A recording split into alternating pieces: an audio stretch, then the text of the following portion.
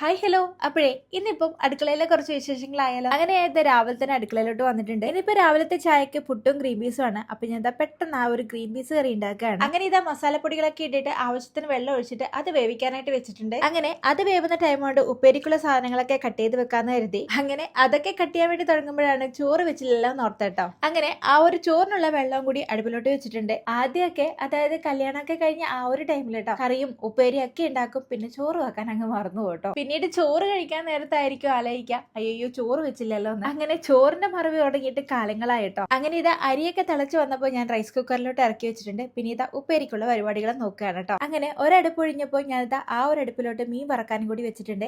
അപ്പോഴേക്കും നമ്മുടെ ഉപ്പേരിയോ ആയിട്ടുണ്ടായിരുന്നു. അങ്ങനെ അതും ഒരു പാത്രത്തിലോട്ട് മാറ്റി വെച്ചു. അപ്പോഴേക്കും ഗ്രീൻ പീസിന്റെ എയറൊക്കെ പോയിട്ടുണ്ടായിരുന്നു. അതിലോട്ട് അരപ്പ് കൂടി ഒഴിച്ചു കൊടുക്കുകയാണ്. അങ്ങനെ കറിയൊക്കെ തിളച്ചു വന്ന് മാറ്റി വെച്ചപ്പോൾ ഞാൻ ആ ഒരു അടുപ്പിലോട്ട് തന്നെ ചായക്കുള്ള വെള്ളം കൂടി വെച്ചു. അവസാനം പുട്ടുകൂടി വേവിക്കാനായിട്ട് വെച്ചിട്ടുണ്ട്. ഇനി പെട്ടെന്ന് തന്നെ മീൻകറിക്കുള്ള അരപ്പൊക്കെ സെറ്റ് ആക്കിയിട്ട് അതും അടുപ്പിലോട്ട് വെച്ചിട്ടുണ്ട്.